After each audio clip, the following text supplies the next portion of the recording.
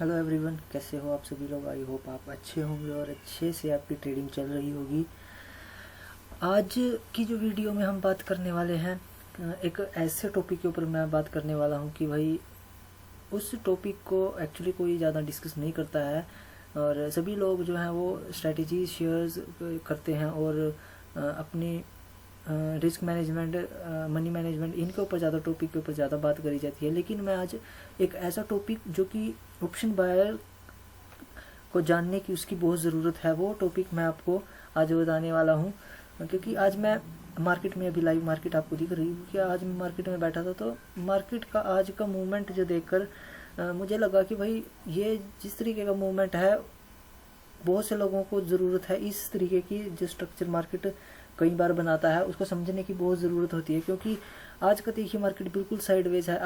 अगर आप बिल्कुल बिगनर हैं तो आपने अब तक शायद पता नहीं कितनी एंट्रीज आप ले चुके होंगे और हर एक एंट्री में आपको यहाँ पर लॉस हुआ होगा, क्योंकि किसी एक डायरेक्शन की तरफ मार्केट की मूवमेंट है ही नहीं। दोनों डायरेक्शन में मार्केट घूम रही है, बिल्कुल साइडवेज एक रेंज बना करके घूम रही है, जिसमें जो है वो ट्रैपिंग ज़्यादा है। आज का दिन का जो आज किन लोगों का दिन है, आज है सेलर्स का, जो सेल करते हैं, जो राइटर्स होते हैं ऑप्शंस के, उनका दिन है आज। तो आप किस तरीके से आइडेंटिफाई करते हो इस चीज़ को कि भाई आज हमें ट्रेड करना है या नहीं। क्योंकि देखिए मैं आज 9:15 बजे का बैठा हूँ और बिल्कुल पेशेंस के साथ, बिल्कुल हम डिसिप्लिन के साथ यहाँ बैठे हैं, देख रहे हैं स्क्रीन को, और अभी तक तो कोई ट्रेड नहीं मिला है। तो इसी बीच मुझे एक ख्याल आता है कि भाई इस चीज़ के ऊपर मैं वीडियोज़ मुझे बनानी चाहिए, क्योंकि बहुत से लोग इस चीज़ को समझते नहीं हैं और इस चीज़ को अनदेखा करते हैं, इग्नोर करके चलते हैं कि भाई साइडवेज मार्केट में आपको क्या क्या चीज़ें देखनी है आप, क्योंकि ट्रैपिंग के चांसेस बहुत ज़्यादा होते हैं। साइडवेज मार्केट बायर्स के लिए तो बिल्कुल दुश्मन का कार्य करती है, वो उससे आपको बचना ज़रूर चाहिए। ट्रेंडिंग मार्केट अगर है तभी आपको यहाँ पर फ़ायदा उसका मिलने वाला है अगर आप ऑप्शन बाइंग करते हैं। अदरवाइज अगर आप ऑप्शन सेलर हैं तो फिर साइडवेज मार्केट आपकी फ्रेंड बनकर चलती है, यहाँ पर आपको डीके का फ़ायदा मिल जाता है। लेकिन वही चीज़ है कि अगर आप ऑप्शन बाइंग में साइडवेज मार्केट में अगर आप ऑप्शन बाइंग कर रहे हो तो फिर आपको दिक्कत होने वाली है, आप मनी को लूज़ करने वाले हो। तो वही चीज़ मैं आपके सामने यहाँ पर आज बात करने वाला हूँ कि यार अगर मार्केट साइडवेज है, आप पूछोगे सर हम किस तरीके से आइडेंटिफाई करें कि भाई मार्केट साइडवेज है। देखिए सबसे पहले तो आपको एक पर्टिकुलर स्ट्रेटेजी के ऊपर आपको वर्क करना है।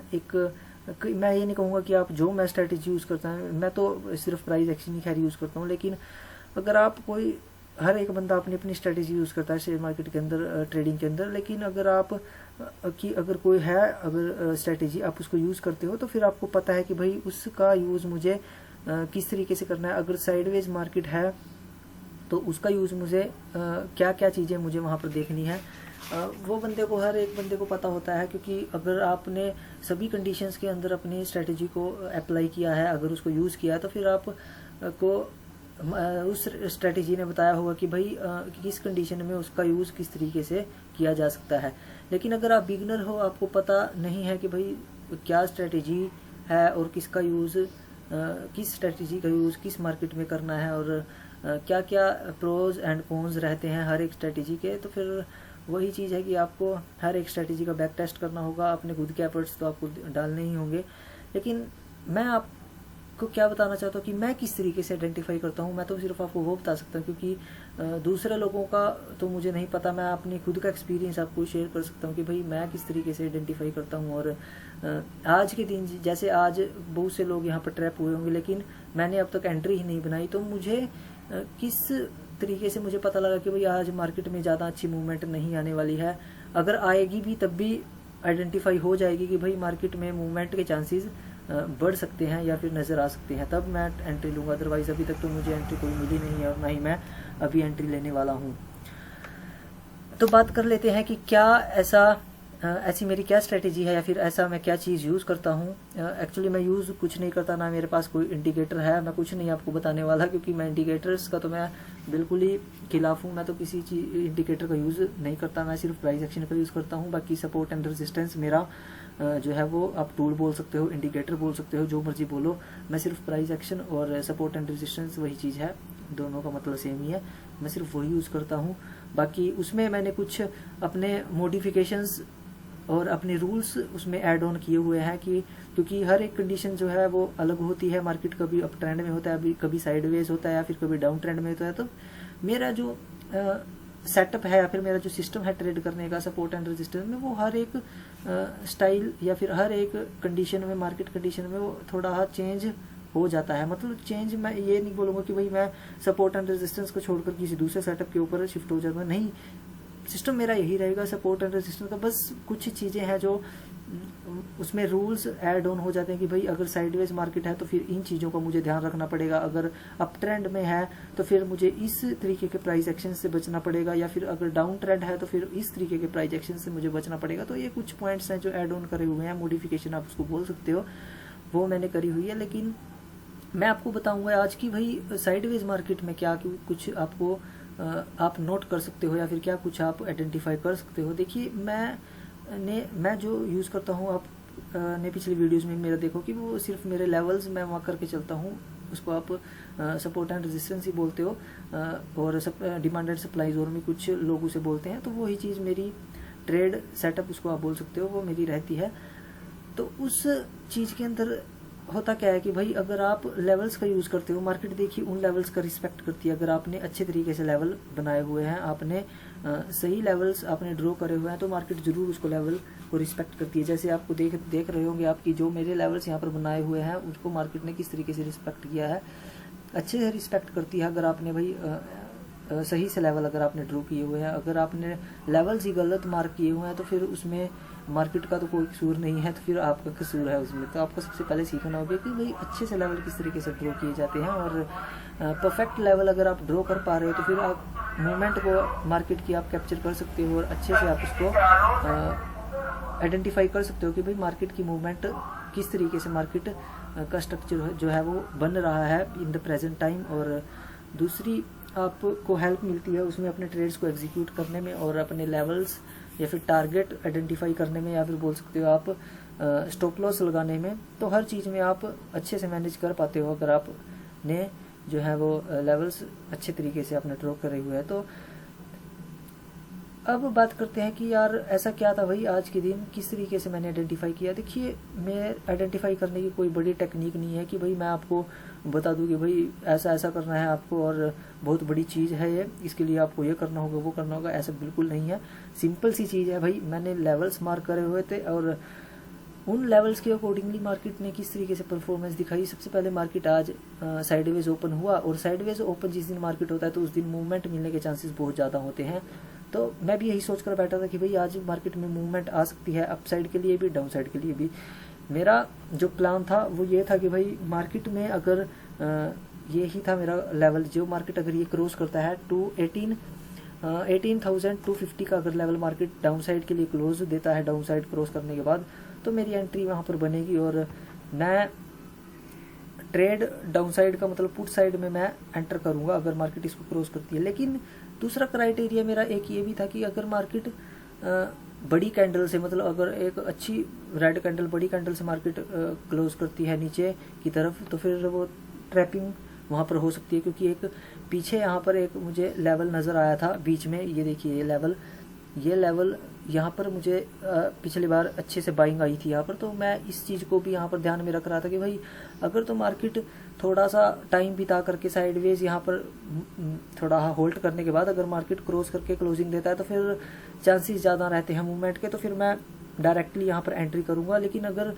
मार्केट खुलने के बाद डायरेक्ट अगर नीचे आता है मार्केट बिना किसी होल्ड के, या फिर बिना किसी थोड़ा सा बोल सकते हो आप कि टाइम बिताने के बाद, अगर टाइम ना बिताए मार्केट, उससे पहले ही मार्केट अगर नीचे यहाँ पर डाउन ब्रेक डाउन करती है तो फिर मेरी एंट्री नहीं बनेगी। फिर मैं वेट करूँगा पुल बैक का या फिर रीटेस्ट का, एक अच्छा रीटेस्ट। वो भी ऐसा नहीं है कि भाई नीचे यहाँ पर मार्केट डायरेक्ट नीचे आए और फिर अच्छी ग्रीन कैंडल के साथ यहाँ पर इस लेवल के पास आए, तो वो रीटेस्ट नहीं बोला जाएगा। रीटेस्ट का मतलब है कि भाई मार्केट अगर क्रॉस करती है और छोटी छोटी कैंडल्स ग्रीन बनने के बाद फिर से एक रेड कैंडल बड़ी यहाँ पर बनती है, तो वो अच्छा रीटेस्ट माना जाता है। तो उसका मैं वेट कर रहा था। ना तो मुझे शुरू में ब्रेक डाउन मिला होल्ड के बाद, वो मेरा प्लान कैंसिल हुआ। उसके बाद ना ही मुझे रीटेस्ट मिला, और उसके बाद अप साइड की तो मैं अभी प्लानिंग ही नहीं बनाकर चल रहा था इस लेवल के ऊपर तक, क्योंकि ये लेवल था मेरा। यहाँ पर अच्छे सेलर्स मुझे देखने को मिल रहे थे कि भाई यहाँ पर, क्योंकि यहाँ पर सेलिंग जो है कल अच्छी आई थी, ये तो सेलर्स राइट करके यहाँ पर ज़रूर बैठे होंगे 18,330 के आसपास का जो लेवल है। तो यहाँ तक तो मेरी बिल्कुल भी प्लानिंग नहीं थी। अगर यहाँ मार्केट का प्राइस पहुँचता है तब जाकर मैं ऊपर की तरफ की थोड़ा प्लान करता अपना, लेकिन अभी तक तो मेरा डाउन साइड की यहाँ पर मैं एक्सपेक्ट करके चल रहा था। तो यहाँ पर भी मुझे एंट्री नहीं मिली। उसके बाद मार्केट से फिर से मार्केट ने मूव डाउन साइड का दिया और यहाँ पर होल्ड करने लगा मार्केट, और इसी होल्ड पर मैं यहाँ पर प्लान करके चल रहा था कि इस होल्ड को अगर मार्केट क्रॉस करता है तो फिर मेरी एंट्री बनेगी। लेकिन मार्केट ने क्रॉस किया, बट बहुत बड़ी कैंडल थी। इस कैंडल में मेरा स्टॉप लॉस मैनेज नहीं हुआ, बहुत बड़ा स्टॉप लॉस बन रहा था, तो फिर मैंने यहाँ पर भी एंट्री नहीं ली। दूसरा कारण क्या था कि इस कैंडल के बाद एक और लेवल यहाँ पर आ चुका था जहाँ से बाइंग देखने को मिल सकती थी और मैं ट्रैप हो सकता था। तो फिर मुझे वो कॉन्फिडेंस इस ट्रेड में नहीं आया और मैं अभी भी फिलहाल ऐसे ही बैठा हूँ बिना ट्रेड लिए। तो यही चीज़ है कि भाई अगर आप अपने पहले से यहाँ पर लेवल्स बना करके अगर ड्रॉ करके चलते हो तो फिर अच्छे, अगर आपने परफेक्ट लेवल्स बना रखे हैं तो फिर आप आइडेंटिफाई कर सकते हो कि भाई मार्केट में मूवमेंट कहाँ पर आपको मिलने वाली है और कहाँ पर नहीं। यहाँ मैं बिल्कुल श्योर था कि भाई अगर ये जोन मार्केट क्रॉस करता है, क्योंकि मार्केट ने होल्ड कर लिया है, और होल्ड करने के बाद जिस साइड भी अगर अपसाइड में मार्केट मूवमेंट दे दी तो फिर अपसाइड का आपको यहाँ पर अच्छा मूवमेंट देखने को मिलता है। और अगर डाउन साइड, मुझे पता था कि अगर डाउन साइड यहाँ पर ये क्रॉस करता है तो फिर डाउन साइड इस लेवल तक का तो आपको टारगेट मिलेगा ही मिलेगा।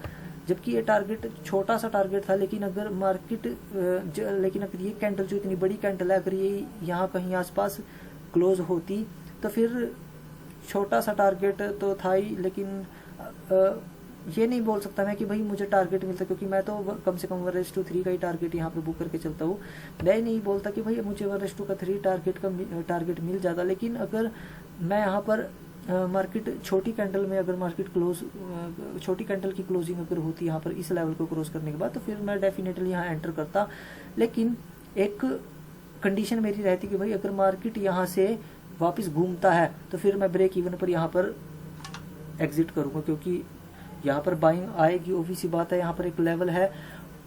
लेकिन अगर ऐसा भी हो सकता था कि भाई मार्केट जैसे यहाँ पर ये क्लोजिंग दी कैंडल ने, उसके बाद मार्केट वन वे मुझे सेकंड टारगेट भी क्या पता मिल जाता, तो वहाँ पर मैं रिस्क लेकर के चल सकता था। लेकिन अगर मार्केट इस लेवल के बाद फिर से मार्केट घूमती है, वापस रिवर्स करती है, तो फिर एग्जिट मुझे करना था ब्रेक इवन पर। तो ये मेरी जो है वो प्लान था, लेकिन प्लानिंग एग्जीक्यूशन क्यों नहीं हो पाई? एक तो सबसे पहले तो मैंने यही कारण बताया कि भाई इतनी बड़ी रेड कैंडल थी जिसमें स्टॉप लॉस मैनेज नहीं हुआ, रिस्क मेरा मैनेज नहीं हुआ।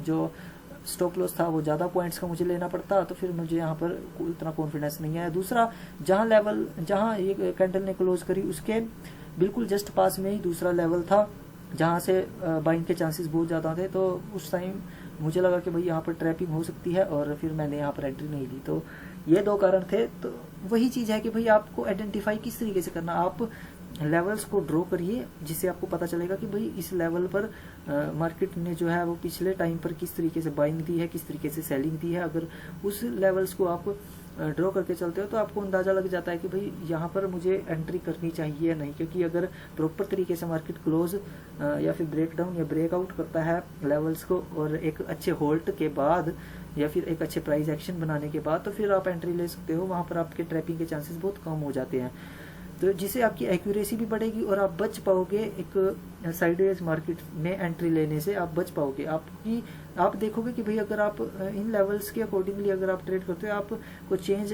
नज़र आता हुआ मिलेगा अपनी ट्रेडिंग में, क्योंकि फिर आप बेवजह से या फिर आप बोल सकते हो कि तिरछे आड़े टेढ़े ट्रेड नहीं लोगे। आप पेशेंस के साथ अपने सेटअप का वेट करोगे, आप उसका पूरे डिसिप्लिन के साथ आप उसे देखोगे कि भाई अगर मेरे सेटअप के ऊपर ट्रेड बन रहा है तभी आप ट्रेड लोगे। और दूसरा, फिर आपको एक और चीज़ करनी है। ऐसा नहीं है कि भाई आप एक ट्रेड आप के सेटअप ने आपको दे दी, लेकिन उस ट्रेड में आपको लॉस हो गया, तो आपका स्टॉप लॉस हिट हो गया, लेकिन आप क्या करते हो कि फिर रिवेंज ट्रेडिंग लेना स्टार्ट कर देते हो। आप जो है वो रिस्क पर डे का नहीं प्लान करके चलते हो कि भाई मुझे पर डे का रिस्क इतना लेना है। वो पॉइंट, दूसरा पॉइंट यहाँ पर आ जाता है आपकी ओवर ट्रेडिंग से बचने का। क्योंकि हो सकता है कि भाई साइडवेज मार्केट हो और आपके सेटअप ने तो आपको एंट्री दे दी हो, लेकिन आप उसमें आपने एंट्री करी और उसके बाद आपका स्टॉप लॉस भी हिट हो गया, लेकिन फिर भी आप दोबारा से उसमें एंट्री करने के लिए घुसते हो कि भाई मुझे रिवेंज ट्रेडिंग के साथ आप जाते हो दोबारा से मार्केट में और सोचते हो कि भाई मुझे ये रिकवर करना है जो मुझे मेरा लॉस हुआ है। लेकिन नहीं, आपका जो पर डे का रिस्क है उसको मैनेज करके चलिए। हो सकता है कि आपका पहली ट्रेड में वो पर डे का जो रिस्क है वो शायद नहीं हुआ हो, तो आप दूसरी ट्रेड ले सकते हो। लेकिन अगर आपका पहली ट्रेड में आपका जो वो बेंचमार्क आपने डिसाइड किया है पर डे लॉस का, अगर वो पूरा हो जाता है तो फिर आप दूसरी ट्रेड में एंटर नहीं करोगे। तो ये कुछ रूल्स हैं जो आपको बचाएंगे ओवर ट्रेडिंग से और आपको एक प्रोफेशनल वे में आपका माइंडसेट चेंज करने में आपको हेल्प करेंगे, आपको एक प्रोफेशनल ट्रेडर बनाएंगे। तो कुछ पॉइंट्स होते हैं जो आपको देख करके चलने होते हैं। तो ये जो मैं जो यूज़ करता हूँ कुछ रूल्स या फिर जो माइंडसेट किस तरीके से प्रोफेशनल्स का होता है, वो कुछ पॉइंट्स रहते हैं, वो मैं शेयर करता रहता हूँ। तो मुझे लगा कि आज के दिन आपको ये सारी चीज़ें शेयर करनी चाहिए, क्योंकि साइडवेज मार्केट में बहुत से लोगों को मैंने देखा है कि भाई वो ट्रैप हो जाते हैं और ना उनका प्रॉफिट हो पाता है, वो अपनी जो जितना आप उनके पास कैपिटल बचा हुआ होता है वो भी वो गवा देते हैं। तो ये बहुत बड़ी प्रॉब्लम होती है ऑप्शन बायर्स के लिए। तो वही चीज़ थी, मैंने सोचा कि इसको प्रॉब्लम को डिस्कस करना चाहिए और इससे किस तरीके से बायर्स बच सकते हैं उसके बारे में मुझे जो मुझे पता है उसके बारे में मुझे शेयर करना चाहिए। तो यही थी आज की वीडियो। अगर आपको वीडियो अच्छी लगी हो तो प्लीज़ वीडियो को लाइक कर दीजिए, क्योंकि आपके लाइक से थोड़ा सा प्रोत्साहन मिल जाता है आगे बढ़ने का और अच्छे कंटेंट लाने का। तो मिलते हैं किसी दूसरी वीडियो में, तब तक के लिए सभी को मेरा प्रणाम। जय श्री राम, धन्यवाद।